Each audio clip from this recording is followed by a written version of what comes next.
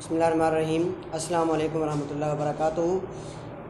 अज़ीज़ तलबा, आज फिर हम एक और लेक्चर के साथ लेक्चर नंबर 3 इस्लामियात का लेकर मैं आपका इस्लामियात का टीचर कारी फ़याज़ अहमद आपकी खिदमत में हाज़िर हूँ। उम्मीद करता हूँ आज भी आप अल्लाह के फज़ल व करम से बख़ैर व आफ़ियत होंगे और दिल लगाकर आप पढ़ रहे होंगे। अल्लाह ताला आपको मज़ीद मेहनत की तौफ़ीक़ अता फ़रमाए। आज बेटा जो मैं सबक लेकर आया हूँ वो है हदीस नंबर 8 और 9। आज हम हदीस नंबर 8 और 9 पढ़ेंगे। उसका पहले तर्जुमा हम कर लेते हैं, फिर उसकी तशरीह करते हैं। हदीस नंबर 8 है जी, रिश्वत का अंजाम, कि रिश्वत बहुत बुरी चीज़ है।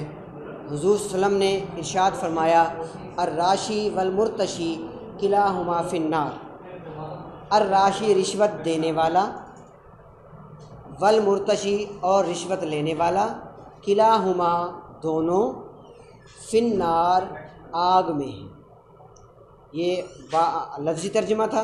बा मुहावरा तर्जुमा सुने। आप सल्लल्लाहु अलैहि वसल्लम ने इरशाद फरमाया कि रिश्वत देने वाला और रिश्वत लेने वाला दोनों आग में है। यहाँ बेटा आग से मुराद जहन्नुम है। साफ ज़ाहिर है जहन्नुम में आग ही आग है जो अल्लाह ताला ने गुनाहगारों के लिए या कुफ़ार के लिए तैयार कर रखी है।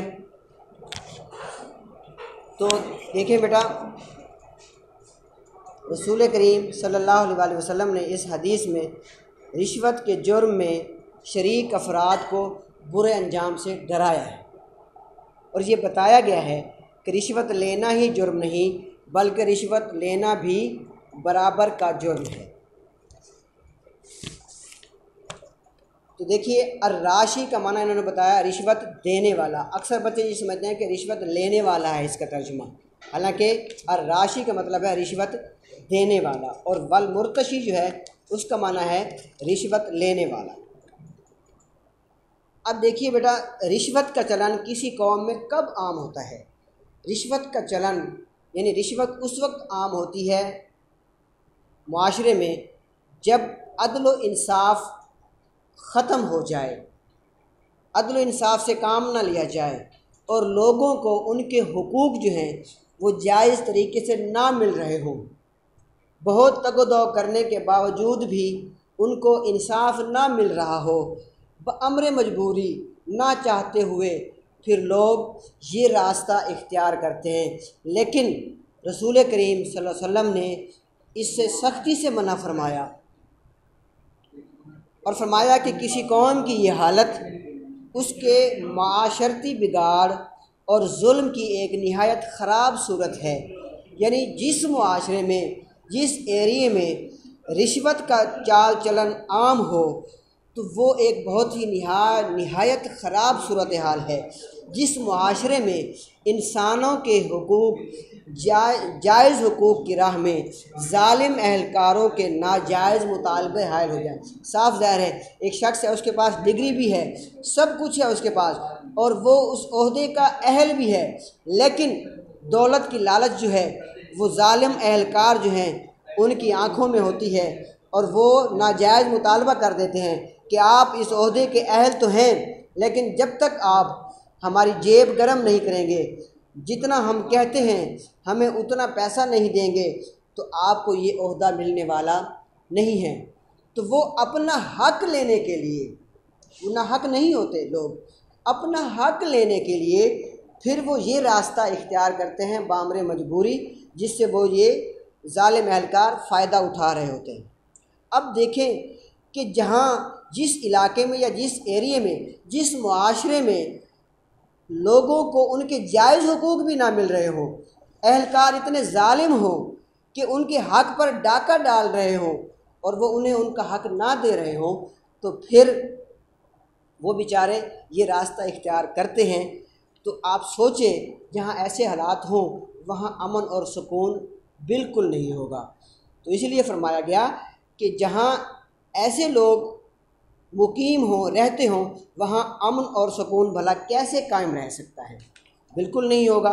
इसीलिए रिश्वत लेने वाला और रिश्वत देने वाला दोनों ही के मुतालिक रसूलुल्लाह सल्लल्लाहु अलैहि वसल्लम ने इरशाद फरमाया कि वो जहन्नुम की आग का ईंधन है।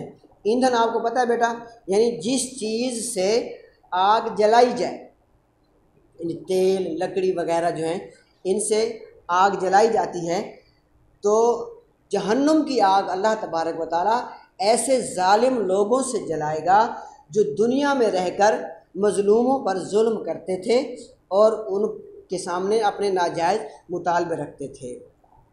یہاں دیکھیں بیٹا، توجہ طلب بات یہ ہے کہ رشوت دینے والے کا ذکر پہلے ہوا ہے، جس سے واضح ہوا کہ رشوت دینے والا بھی اس گناہ کی سزا سے بچ نہیں سکتا، کیونکہ عوام میں یہ مشہور ہے کہ جو رشوت لیتا ہے وہی جو ہے اللہ اور اس کے رسول صلی اللہ علیہ وسلم کی نگاہ میں جو ہے برا ہے، لیکن نہیں، اس حدیث سے یہ واضح ہوتا ہے الراشی والمرتشی، اس لیے سب سے پہلے رشوت دینے والے کا ذکر آیا۔ رشوت دینے والا اور رشوت لینے والا دونوں آگ میں ہیں۔ اب سمجھ جانا چاہیے کہ رشوت دینے والا پہلے ہوگا، کیونکہ نہ وہ رشوت دے اور نہ وہ رشوت لے۔ جب وہ نہیں دے گا، یہاں تک کہ رسول اللہ صلی اللہ علیہ وسلم نے فرمایا کہ تمہیں موت ہی کیوں نہ آ جائے، برے کام نہ کرو، کہ وہ نہ دے، وہ ظلم کر کر کے بے شک اس کو مار ڈالے، لیکن وہ رشوت نہ دے۔ جب وہ نہیں دے گا تو پھر لینے والا بھی رشوت نہیں لے گا۔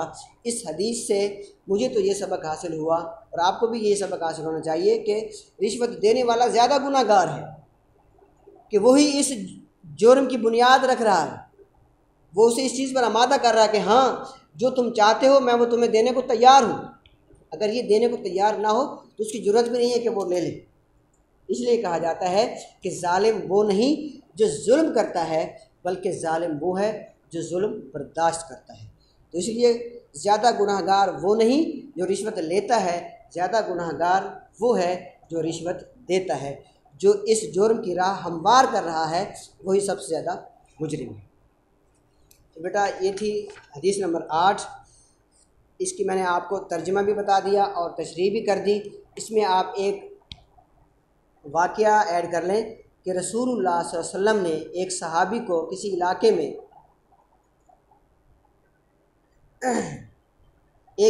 میں زکوٰۃ لینے کے لیے بھیجا کہ جاؤ اس علاقے سے زکوٰۃ اکٹھی کر کے آؤ۔ اس وقت زکوٰۃ جو ہے وہ پیسوں میں نہیں بلکہ اجناس میں لی جاتی تھی، یعنی گندم، چنا، جو، باجرہ وغیرہ وغیرہ۔ تو جب وہ صحابی زکوٰۃ کا مال اکٹھا کر کے آئے تو انہوں نے 2 ڈھیر لگا کے رکھے اجناس کے، ایک بہت زیادہ تھا اور ایک بہت کم تھا۔ تو نبی پاک صلی اللہ علیہ وسلم نے پوچھا کہ یہ کیا ہے؟ تو صحابی نے کہا کہ یا رسول اللہ، یہ جو زیادہ اجناس کا ڈھیر ہے یہ میرے تحفے تحائف ہیں، مجھے لوگوں نے تحفے دیے ہیں، اور یہ جو ہے تھوڑا جو ہے ڈھیر اجناس کا یہ زکوٰۃ کا مال ہے۔ تو آپ صلی اللہ علیہ وسلم بہت غصے ہوئے اور فرمایا یہ کیا مذاق ہے کہ جو کم ہے وہ زکوٰۃ کا مال ہے، جو زیادہ ہے وہ تمہارے تحفے تحائف ہیں۔ تحفے تحائف کس چیز کے؟ تم تو زکوٰۃ لینے گئے تھے، تو ان کے مہمان بن کر تھوڑی گئے تھے۔ اگر تم ان کے مہمان بن کر جاتے یا ویسے ملنے چلے جاتے، انہیں جانتے بھی نہیں ہیں تم، تو کیا تمہیں وہ تحفے دیتے؟ تو صحابی نے کہا کہ نہیں یا رسول اللہ، وہ نہیں دیتے۔ تو آپ نے فرمایا تو پھر سمجھ جاؤ کہ انہوں نے وہ تمہیں تحفے تحائف کس لیے دیے ہیں؟ اس لیے دیے ہیں کہ جو کچھ بھی ہم تمہیں دے دیں زکوٰۃ کے لیے وہ تم لے لو، یہ تمہارا تحفہ ہے۔ اس میں وہ بہت کچھ جو ہے زکوٰۃ چھپا رہے تھے۔ تو آپ صلی اللہ علیہ وسلم نے وہ دونوں اجناس کے ڈھیر جو ہیں وہ بیت المال میں جمع فرما دیا، اور آئندہ کے لیے یہ منع فرما دیا کہ جب بھی کوئی زکوٰۃ لینے جائے اور کوئی تحفہ دینے لگے تو اس سے تحفہ نہیں لینا۔ یہ رشوت میں آ جاتا ہے کہ وہ لوگ رشوت دے رہے ہیں۔ آج کل بھی یہی چل رہا ہے کہ جب کسی نے کوئی کام نکلوانا ہو تو وہ پھر بڑے بڑے عہدیدار جو ہیں وہ ان کو تحفے دے کر اور پھر اپنا کام نکلوا لیتے ہیں۔ وہ اس چیز سے بھی بچ جاتے ہیں کہ جی ہم نے رشوت نہیں دی، ہم نے تو تحفہ دیا ہے، اور لینے والا بھی کہتا ہے میں نے تو تحفہ لیا ہے، تحفہ دینا جائز ہے، تو تم کسی اور موقع پر لے لو تحفہ۔ جس وقت یہ کام کرانا مقصود تھا اس وقت تحفہ کیوں دیا جا رہا ہے؟ تو پکی بات ہے کہ یہ رشوت ہے، اس سے اللہ اور اس کے رسول نے منع فرمایا۔ حدیث نمبر 9 دیکھیں بیٹا، من نصر قومہ علی غیر الحق فہو کالبعیر الذی ردا فہو ینزع بذنبہ۔ دیکھیں بیٹا، من جس نے نصر مدد کی قومہ اپنی قوم کی، علی پر یمیں غیر الحق بے جا یا ناجائز، ناجائز اپنی قوم کی مدد کی، فہوا پس وہ کل بعیر اونٹ کی طرح ہے، الذی جو ردیا گرا یا گر گیا، فہوا پس وہ ینزع لٹک رہا ہے یا لٹک جائے، بذنبہ اس کی دم کے ساتھ۔ یعنی جس شخص نے کسی ناجائز معاملے میں اپنی قوم کی مدد کی تو اس کی مثال ایسی ہے جیسے کوئی اونٹ کنویں میں گر رہا ہو اور اس کی دم پکڑ کر لٹک جائے تو خود بھی اس میں جا گرے۔ تو دیکھیں بیٹا، اس حدیث میں اسلامی اخوت کا معنی بھائی چارہ، اسلامی بھائی چارے کی بربادی اور اسلامی معاشرے کی تباہی کا ایک بڑا سبب بیان کیا گیا ہے۔ یعنی جو شخص کسی جھوٹے اور ناحق معاملے میں اپنی قوم یا قبیلے کا ساتھ دیتا ہے تو وہ اپنی قوم کے ساتھ ساتھ اپنے آپ کو بھی تباہ و برباد کرتا ہے۔ دیکھیں نا، اب اونٹ کو دیکھیں اور اپنے آپ کو دیکھیں۔ فار ایگزامپل اونٹ کنویں میں گر رہا ہے، جیسے حدیث کے ترجمے میں بیان کیا گیا، اونٹ کنویں میں گر رہا ہو اور آپ جا کر اس کی دم پکڑ لیں اس نیت سے کہ آپ اس کو بچا لیں گے، تو کیا آپ بچا لیں گے اس کو؟ یقیناً نہیں بچا سکیں گے، بلکہ اس کا وزن اتنا ہے کہ وہ آپ کو بھی اپنے ساتھ لے جائے گا۔ تو یہ اسی طرح ہے کہ جیسے آپ ناجائز معاملے میں اگر آپ کی قوم یا قبیلے کا یا اپنے ہی گھر کا کوئی فرد آپ کا جرم میں ملوث ہے اور آپ کو بھی پتہ ہے کہ یہ مجرم ہے، پھر بھی آپ اسے بچانا چاہ رہے ہیں، آپ اس کو بچا رہے ہیں، تو یہ اسی اونٹ کی مثال کی طرح ہے کہ اس کے ساتھ ساتھ آپ بھی مجرم قرار دیے جائیں گے۔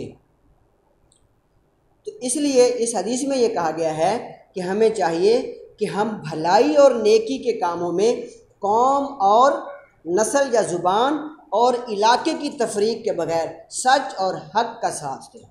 جب بھی بھلائی اور نیکی کے کاموں کی بات آئے تو پھر اپنی قوم یا نسل یا علاقے کا فرق رکھے بغیر آپ نے سب کا ساتھ دینا ہے، چاہے وہ آپ کے علاقے کا ہے یا نہیں ہے بندہ، یا آپ کی قوم کا ہے یا نہیں ہے، یا آپ کے قبیلے کا یا آپ کے خاندان میں سے ہے یا نہیں ہے، بس یہ بتاؤ کہ یہ مسلمان ہے اور یہ حقدار ہے، تو پھر آپ اس کو اس کا حق دلائیں۔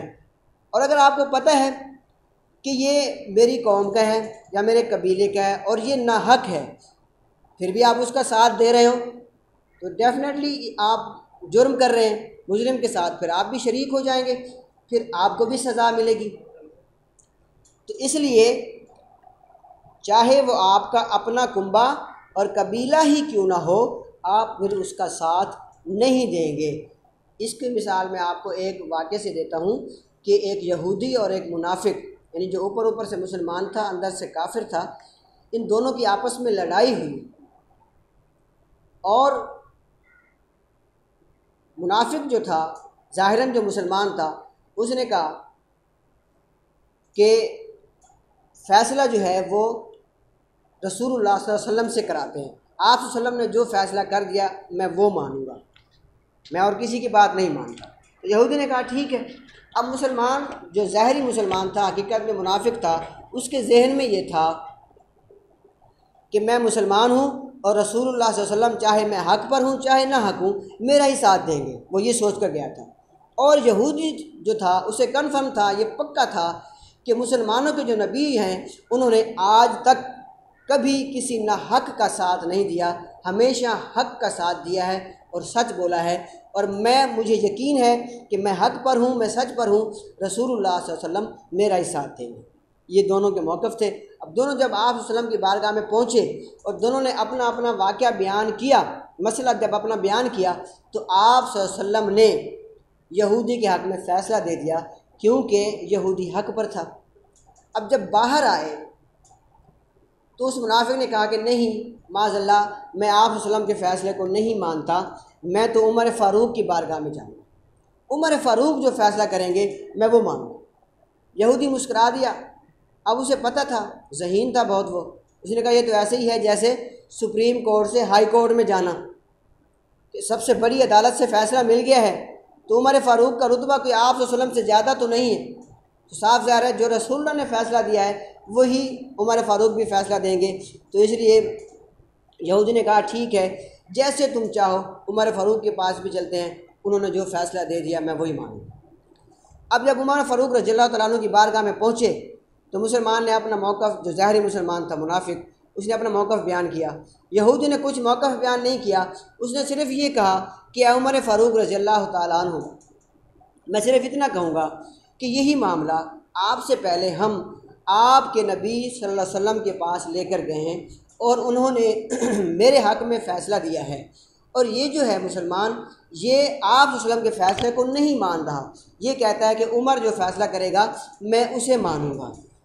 تو حضرت عمر فاروق رضی اللہ تعالیٰ عنہ یہ سن کر حیران ہوئے کہ میرے آقا صلی اللہ علیہ وسلم نے فیصلہ دے دیا یہودی کے حق میں، تو یہ مسلمان ہو کر نہیں مان رہا، یہ تو بہت بری بات ہے۔ تو آپ رضی اللہ تعالیٰ عنہ نے فرمایا اچھا یہ بات ہے، تو آپ نے فرمایا رکو میں ابھی آتا ہوں۔ آپ رضی اللہ تعالیٰ عنہ غصے میں اندر گئے اور نیام سے تلوار نکالی اور آتے ہی اس منافق ظاہری مسلمان کا سر تن سے جدا کر دیا، اور پھر یہ الفاظ ارشاد فرمائے کہ جو میرے نبی صلی اللہ علیہ وسلم کا فیصلہ نہ مانے اس کا فیصلہ پھر عمر کی تلوار کرے گی، عمر نہیں کرے گا۔ تو اس سے پتہ چلتا ہے کہ ہمیں حق کا ساتھ دینا چاہیے، نہ حق کوئی بھی ہو، چاہے اپنا بیٹا کیوں نہ ہو، اپنا باپ کیوں نہ ہو، نہ حق ہو تو اس کا بھی ساتھ نہیں دینا چاہیے۔ اللہ تعالیٰ کی بارگاہ میں دعا ہے کہ اللہ تعالیٰ ہمیں عمل کی توفیق عطا فرمائے۔ آج کی آپ کی ڈائری ہے حدیث نمبر 8 اور 9، اس کا ترجمہ اور تشریح آپ نے کسی بھی ایک حدیث کا ترجمہ اور تشریح RP کر کے آپ نے مجھے سینڈ کرنی ہے اور میں نے آپ چیک کرنی ہے۔ اللہ تعالیٰ ہمیں عمل کی توفیق عطا فرمائے۔ وما علینا الا البلاغ۔